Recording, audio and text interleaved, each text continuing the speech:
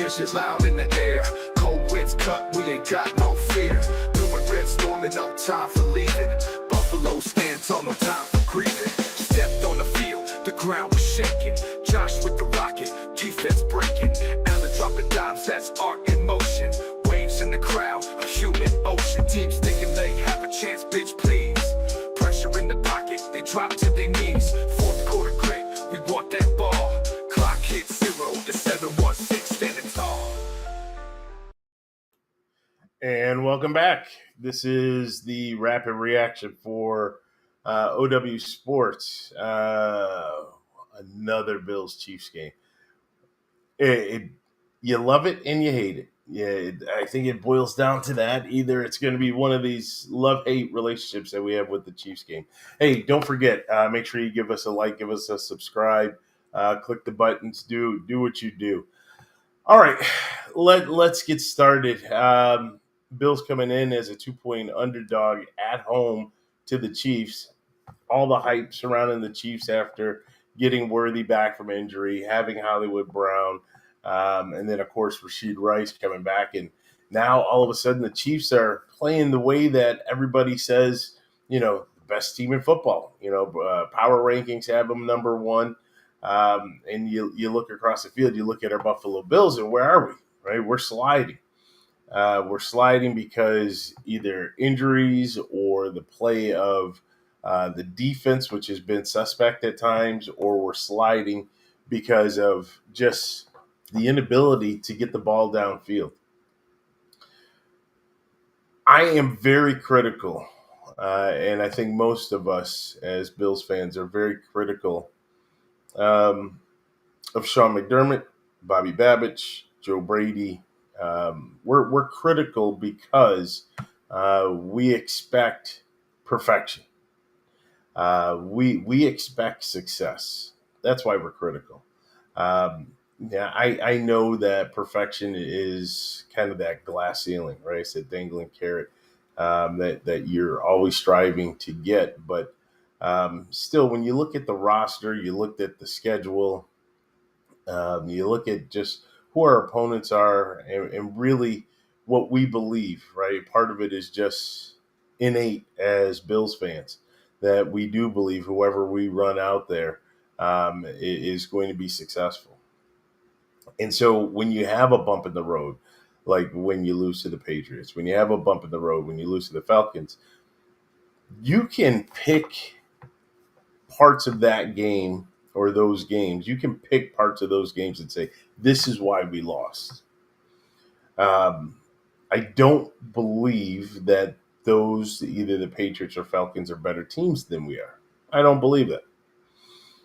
And so when you have a game like tonight, we had the world stage. Everybody's watching us, and you're going up against the vaunted Kansas City Chiefs. What did we get? Well, I'll tell you, again, being one of the most critical Bills fans that are out there with the current coaching staff and even the players, because, again, I want them to succeed. I want us to succeed. I thought we had an outstanding game plan, and I thought the players were well prepared. I thought the coaching was top-notch. Few things. But overall, I thought it was outstanding. And especially early on, I thought the officiating wasn't aligning with us. But overall, I thought the officiating was good. And so you basically had two teams going mano a mano, right? You had Andy Reid and Spags going up against McDermott, Brady, and Babich. And at the end of the day, the Bills were victorious. Not only were they victorious, because some will say, well, you won because you were at home. That's not why. The Bills outplayed the Chiefs from the opening kick all the way until that final gun. They outplayed them.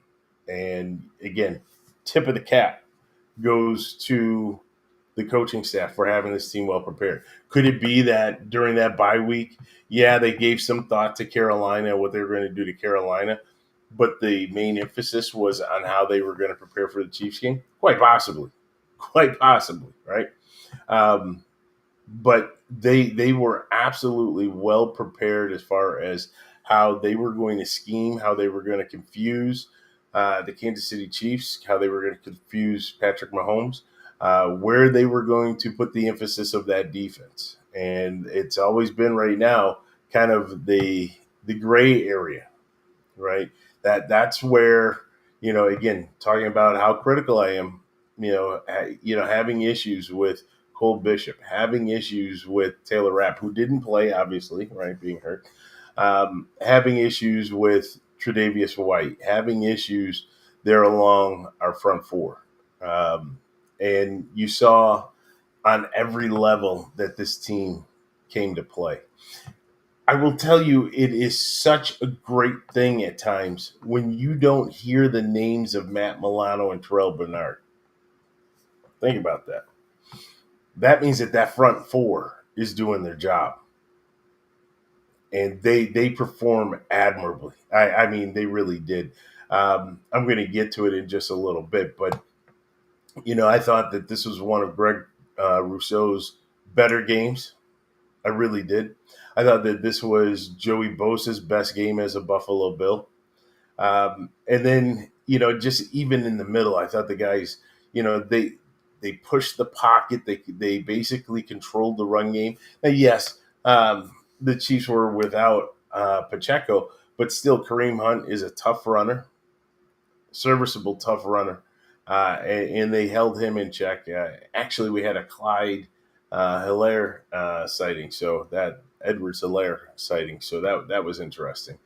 But still, up front, they controlled that line of scrimmage, something that we've talked about on our regular podcast of OW Sports. We've talked about it on the Rapid Reaction.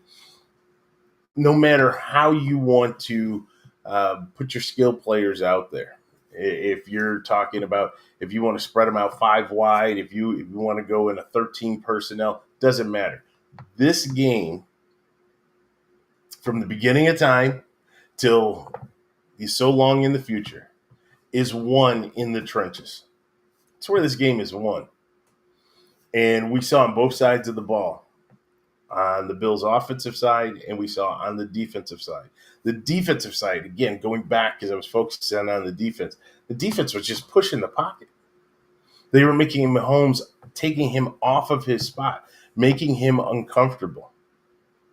They showed what his completion percentage is. That's a byproduct of the pressure that we were getting from the front four. This is what we have talked about for probably the last 2 to 3 years, where we don't have to blitz. If you want to play your zone, but in order to do so, you have got to get the pressure from the front four. And when you do get that pressure, it allows you to do so many different things out there. You're able to mix your coverages. You're able to have a lot of pre-snap reads actually not come to fruition, right? And you're not tipping your hand by bringing corners or bringing safeties or bringing linebackers in to blitz. You don't have to do that. And this was really a very good performance by the Bills front four. On the offensive side, again, we talk about this week after week after week, how good that offensive line is. And, for, I think, just about the entire season, at least they've always started together as a cohesive unit. Definitely did all 17 weeks last year.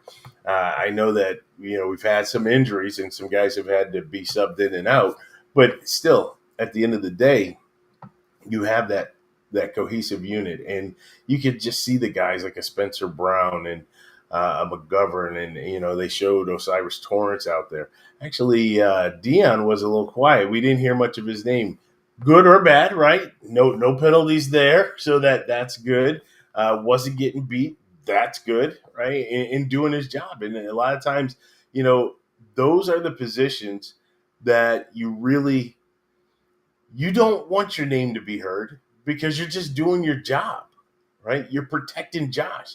You're doing your job because you're creating these huge openings for Cook to run through. And it's always the guys with the ball that get all the notoriety But, whether they want to call them, the crazed pigs or the big nasties or whatever you want to call them, those guys up front, those are the lunch pail guys that get the job done. And that's exactly what happened here today. Chris Jones, non-factor. Now, it's always good when we can go there. I think the one block that they showed with Osiris Torrance with Chris Jones, right, basically just took him completely out of the play and then put him on the ground. Loved it, right? That should be something that we replay over and over and over again. He's been such a nemesis, especially late in games. He's been such a nemesis. And so it was really good to see that. Seeing Nick Bolton being taken out of plays, Drew Tranquil being taken out of plays. These are all really good signs of a great offensive line. And thus, Cook does what, Jimbo does, right? Had an outstanding game running the ball and a key catch late in the game. So, I'm very happy with what we had, very happy with the coaching, very happy with the game plan. Just, again, a tip of the cap all the way around. Now, sometimes you feel snake bit, right? Sometimes you feel snake bit. Michael Hoyt. We waited 6 weeks to see if Brandon Beane actually, pulled off, a coup in the offseason, right?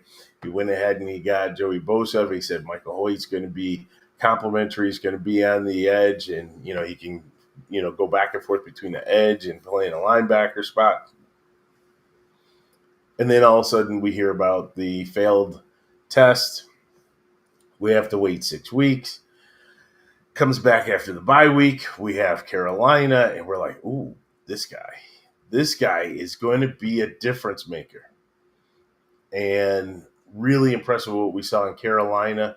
We come into this week. I mean, he actually reminds me of Vladimir from the program.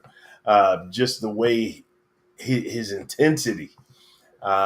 You could almost say a Singletary. I'm not putting him in that class of Singletary. I'm not saying he was doing the stuff that Latimer was doing. Not saying any of that, but just his intensity and the way he's all over the field. And he came into this Kansas City game, and he was absolutely living up to the hype and what he did last week against Carolina, stepping up in competition, right? Carolina, Kansas City, there's no comparison there. But his level of play was at a high level against Carolina, and it was at a high level against Kansas City. And then the unfortunate. And that's where, as a Bills fan, do you feel snake bit? Do you feel like there's a curse or a jinx or something, right? What else can go wrong? The previous week we lose Ed Oliver probably for the year. He's hoping to come back if there's a late run in the playoffs. He's hoping to come back then with the torn bicep. And now what is feared, it's not 100% confirmed, but what is feared is a torn Achilles, right? That evil, gruesome, non-contact injury. You have to shake your head, right? All signs were looking like this was a great signing. All signs are saying, hey, Brandon Beane really did pull it off for the defense. We got the pieces that we need, and things are starting to come into play. Think about it. You had Michael Hoyt. You had Joey Bosa. You had Max Hairston. I mean, wow. All the key players, right, that were part of either the draft class or free agent that were supposed to make an impact. Except for Bosa, which, again, continued to knock on wood with him. We know his past injury situation and the way the Bills are handling him this year. So hopefully, again, a little knock on wood there, that he continues for the remainder of the season, stays healthy. But you look at Hoyt and you look at Hairston. I mean, the good thing for Hairston is that he's back, and hopefully I think he's on a little bit of a pitch count because obviously we didn't see him line up as DB1 or DB2 but he was definitely out on the field and making plays. Right? The play he made on Worthy, one heck of a play, because he was able to stay with him stride for stride. Remember, in the combine 2 years ago, Worthy was a guy that set all the records, had the internet ablaze, because he's running a 4.2140, something that nobody had ever seen before. Just blazing speed, fastest guy, right, running out the gym. And the next year, we bring a guy that when they were lined up, mano a mano, Worthy on a straight fly pattern, there's Max, and he is in his hip pocket all the way down the field. So you may have got the guy that set a record at the combine, but we got a guy just to shut him down. Well done, good job in the scouting. And I'm waiting to see. So Max did get his first interception as a Buffalo Bill, his first of his career. Congratulations to him for that. But I'm waiting to see him jump a route like we've seen in some of the highlight. Just his ability for acceleration, his start, stop, and be able to jump in there. I'm just can't wait to see that. So, overall defense looked really good. And then, of course, when we go to the offense, talk a little bit about the offensive line. I'm going to have to tell you, the true MVP right now, and especially the way the game is being called, is James Cook. That's for sure. Anybody that questioned, anybody that doubted his worth, his value, people were saying, well, he's not like Saquon. He doesn't need to be like Saquon. He's not like Derrick Henry. He doesn't need to be like Derrick Henry. Let me tell you something. What Cook can do and what he has done for this team puts him in a class far different from Saquon and far different from Derrick Henry. Because when you look at those types of backs, they're the backs that everybody wants like 90% of the offense to focus around. In this everybody eats mentality that I'm partial to, right? But we know that we don't live in that world anymore, right? When you look at the ball distribution, we don't live in that everybody eats world anymore, but everything goes through James Cook. So much so that if I did have a negative, one of them would be, after a while, Joe Brady, you have to stop running and being so predictable on first down, because Cook was, getting into a good groove. But there's some smart guys on the other side of the field. There's some smart guys that are starting to see a trend. And then you start to see run blitzes. You start to see him try to stack the box on first down, knowing that Cook was going to get the ball. Okay, fair enough. Lesson learned. Let's take that into the next week when we play the Dolphins, and let's take that going forward. Not saying that you can't run him heavy on first down, but let's be a little bit more creative with the play calls. Okay? But again, just James Cook and the things that he is doing for this team definitely is showing that maybe he has taken it above Josh. Let me be careful as I say this. He is taken above Josh as being the team's MVP. Because as James Cook goes, so does the whole offense. And especially the way the games are being called. Another big shout out goes to Dalton Kincaid. Right? Dalton had over 100 yards receiving. Kudos to Dalton for that. But just sure hands. He had 6 targets, 6 catches. Right, part of that is what Josh is doing, and not all of those were the underneath variety. Right, there was one catch late in the game where they showed where he basically caught the tip or caught the cone of the ball, and he was able to secure that catch, and it was key. Right, it was late in the game, and it was key. Great catch. He had an outstanding game. Um, and then Khalil Shakir doing what he does. So, we started to see it. But again, remember the everybody eats type mantra that we had. That may have been last year, right? It's really not this year. Think about it. It's Cook, it's Kincaid, and it's Shakir. Outside of that, Elijah Moore, great catch by Elijah Moore. Need to call that out. Great catch by Elijah Moore. Um, Coleman, don't really know his role, and we're going to talk about that probably on Wednesday. What is the true role for Keon Coleman? Because really don't know. But in fairness, ball was thrown his way. He caught it. That's what we expect, right? Samuels, again, I don't know why he's on the team. Um, Not really showing value. Shavers actually had a great game, more in the blocking, but as you can see, it's not really necessarily the everyone eats type mentality, right? It's not a next man up. It's here are our focal points. If you want to know what our offense is built upon, it's James Cook running the ball. From the wide receiver position, it's Khalil Shakir. And from the tight end position, it's Dalton Kincaid. That's the offense.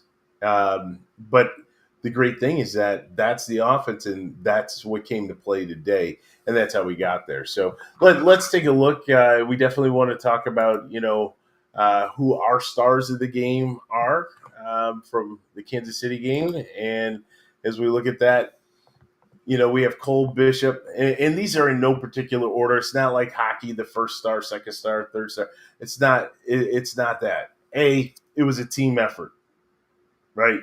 And B, I don't think it's fair to any one of these guys to put them and rank them in a 1 through 4 or anything like that. But definitely Cole Bishop. I've been very tough on Cole Bishop. And what I've seen over the last 2 weeks and what we saw today is a guy that's starting to improve.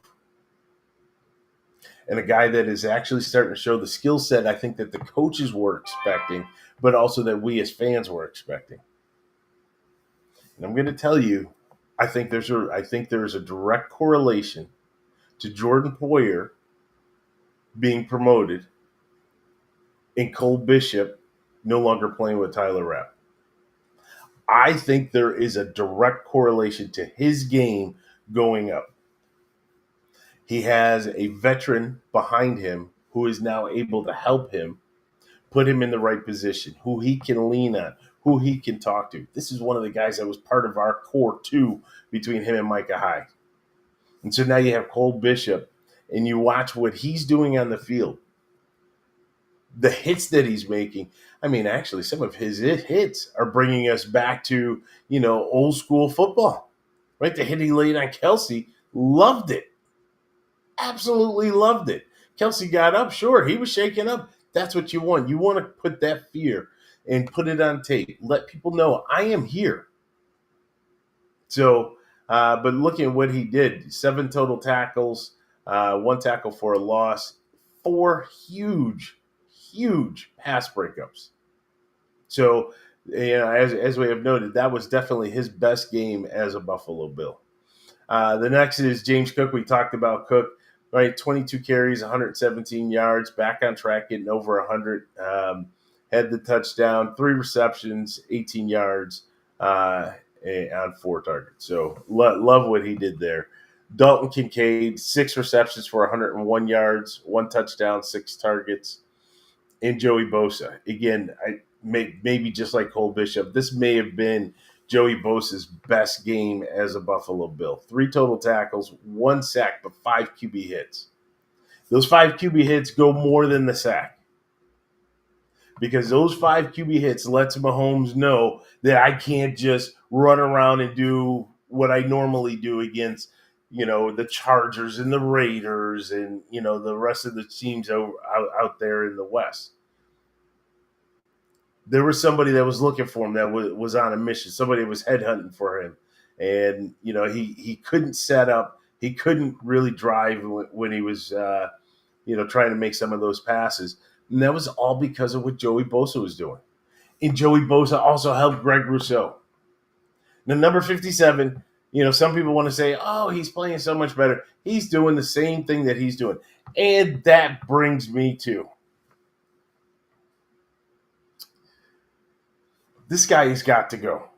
I am not a fan, have not been a fan, wasn't a fan on draft day. I have talked about this countless times where when I look at 57, he came to us and we opted not to go with J.K. Dobbins. In the long run, hey, it worked out for us as far as not getting Dobbins because we got Cook. Okay? And I'd much rather have Cook than J.K. Dobbins. However, when I look at number 57, we've had Rob that comments on the show. Rob calls him a drive-by assassin. He's absolutely right about that, right? This guy will run all the way around. Quarterbacks will go deeper in the pocket, and then they stumble into him, and then all of a sudden he gets a sack and he raises his hands like he did something. But there was one particular play today. If you have a chance to rewatch it or watch any clips of it, or if you remember, Mahomes is rolling out to his right. Camera angle is perfect on this because we can see number 57 coming across. And instead of in a sprint, he goes into a jog. And Mahomes gets closer and closer to the sideline. And then he decides, maybe I should pick up my pace a little bit. But then he slows it back down into a jog. And this is all happening, in split seconds. And you're just watching, you're like, what is this guy doing? I actually thought that he was hurt. I thought he was pulling up lane, is really what I thought. And then, as Mahomes is about a foot from the sideline, then you see him speed up, and then he hits him. After the ball is gone, he hits him. And I think about this. What kind of football play tells you to jog, speed up, jog, and then at the last second, then you hit the quarterback? Think about the quarterback we're talking about. We're talking about Patrick Mahomes, who is constantly getting all kinds of calls from the officials. So if anything, you should have been full speed leading up to the last minute when it was time to hit him. Now, there was no penalty called. Good. But where was the effort leading to that? There's the problem. There's the problem that I've had with Epinesa all the way through. Hey, Craig. How are you? That's the problem I've had with Epinesa. And that's why I have gone to calling him number 57. There was no excuse for that. You go all out. He wasn't going to be able to get around you because his body and his momentum were taking him to the sideline. He had already made up in his mind that the sideline was going to be his friend. You were on the backside. You weren't on the front, so it's not like he could pivot and juke you out. So maybe if he was in front of you, I could play into your logic, what you were thinking. You were behind him. So you had the angle. And you could go after him. And you didn't. That's the drive-by assassin that Rob talks about. That's the person that I'm saying is more of a detriment to this team. This is the guy that's all about the glory and getting his name and his picture and his video in Hard Knocks. This is the guy that's so wanting to hear the PA announcer say, tackle made by number 57. But he's just waiting for it to fall into his lap instead of really exerting the energy that we need. Yeah, he had a nice interception last week. Okay. Congratulations. What do they say? A broke clock is right twice a day. Okay, so he got that. Very good. But when I need you, it was against Carolina. When I need you against Kansas City, I don't really see you. And now with Michael Hoyt going down, it's almost like we're stuck with him. We're stuck with this guy. Anyways, like a typical Bills game, what did we get? We got Prater lining up for the kick and hitting the goalpost. I was like, here we go. Like, this was just so reminiscent of last year's season for the Kansas City Chiefs, where a team has them on the ropes, ready to put in that final nail, and something just out of the ordinary happens. We're talking about a field goal. In these days, what, the guy kicked a 68-yarder for Jacksonville today. Well, we're talking about where guys can make it. So the distance was not an issue. And actually, where you saw it hit on the field goal post, it was midway to the upper tier of that. So it definitely was not the distance. It was just the accuracy of it. The accuracy. And you just hear the loudest doing possible. And you just think to yourself, oh boy, here we go. Here we go. Right. But good handling of the clock by the offense and by McDermott, forcing the Chiefs to use all of their timeouts.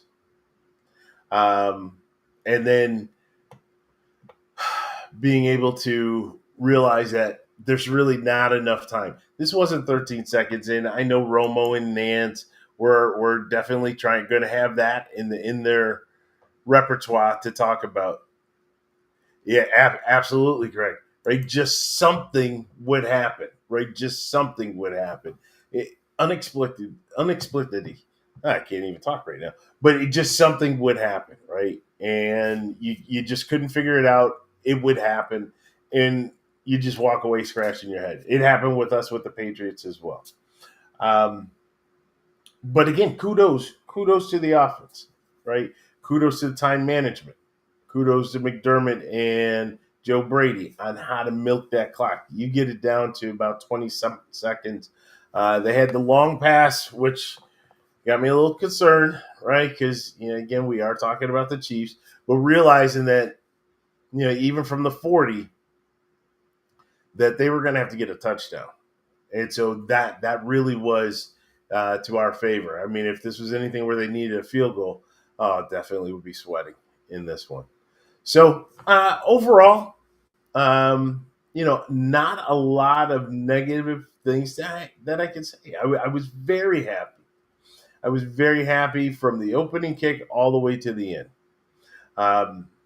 Just disappointed with Michael Hoyt in the injury that he suffered. And if there is a miracle out there, it's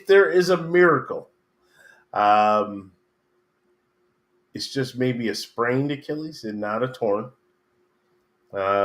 which would definitely have him coming back, because we can definitely see the difference maker that he is. I hate those non-contact injuries. I really do. And then also,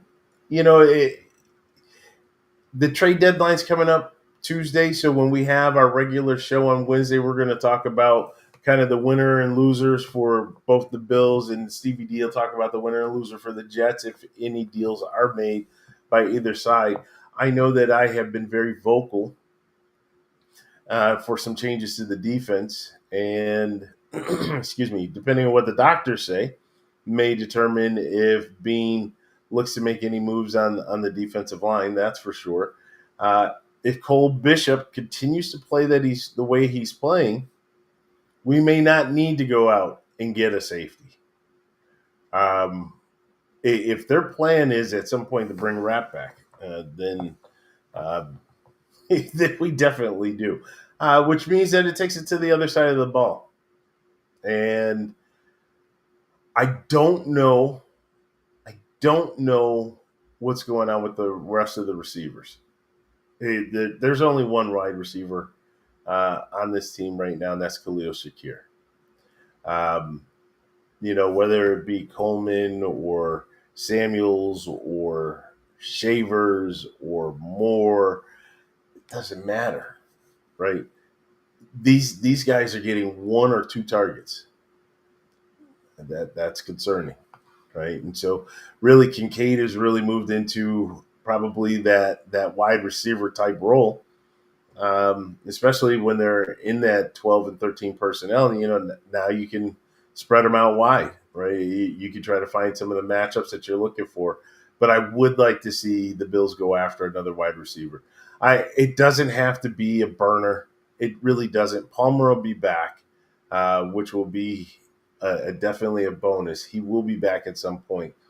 But I don't want an Amari Cooper type wide receiver, but I do want a good receiver. Um, somebody who walks through the door, they're going to jump ahead of Coleman. All right, they're going to jump ahead of Samuels. They're going to jump ahead of Shavers. They're going to jump ahead of Moore. I mean, it's just going to happen. But let's get another weapon out there. Let's give the defenses something to think about. So it'll be exciting to see on Tuesday. Stay close to Mafia Den. Stay close to Jets Hangar for both the Bills and Jets. Any activities, any moves, we're definitely going to be kind of trailing and focusing in on if any moves are made. Being close to the cap makes it a little difficult, but as Howie with the Eagles has shown us, if there's a will, there's a way. So. Brandon, there is definitely a will, so you have to find the way. All right, that for the most part, Craig. Thanks for jumping in real quick. But this is the rapid reaction, and that's going to wrap this one up. Again, big thumbs up, kudos to the Bills and being able to take down the Chiefs. Plus, we don't have to listen to the Chiefs fans, and now that we're going to hear excuses from them, they're going to say, "Oh, that wasn't intentional grounding." And they're going to say all this stuff. Get ready. Get ready. If it hasn't started already, it's coming soon. But we don't have to listen to them. And this loss, just like they were talking about during the broadcast, this loss, the Jacksonville win, puts Kansas City at number 8. Now, personally, I'm not worried about Kansas City. I wasn't worried about Kansas City. I'm worried about getting back to what's rightfully ours, and that's the number 1 seed. So, Pittsburgh, thank you very much. I appreciate what you did. Craig, I know you were looking for a solid from Pittsburgh. I understand that. But, Pittsburgh, I appreciate that. We have to handle our own business when we take on New England. And then if Tampa can do us a solid, world order could be restored. This is what we were talking about last week. So maybe all of those things can happen, okay? But let's just keep that trajectory going in the right direction. Let's keep it going up. Let's put some prayers out there for Michael Hoyt. Let's definitely do that. And hopefully it's not catastrophic and, maybe just may need some time and can kind of come back, all right? So we'll see. Anyways, you can check us out on our regular podcast every Wednesday at 8 p.m. You can catch it on YouTube. You can catch it on Facebook. Also, don't forget to go to Mafia Den and Jets Hangar, where CBD hangs out with Jet fans, and Mafia Den, where I hang out with all you rabid Buffalo Bills fans. And, a lot of comments, a lot of posts, and the engagements are really good. So definitely look forward to seeing more folks jump in, but also to seeing some of those conversations. That's always a good thing. Last thing, don't forget to give us a like, give us a subscribe. We love all the interactions and all the different communications. This is fun, but we have passion, and I think you do too. All right, as I said, that's going to wrap this one up. Again, we appreciate everybody, and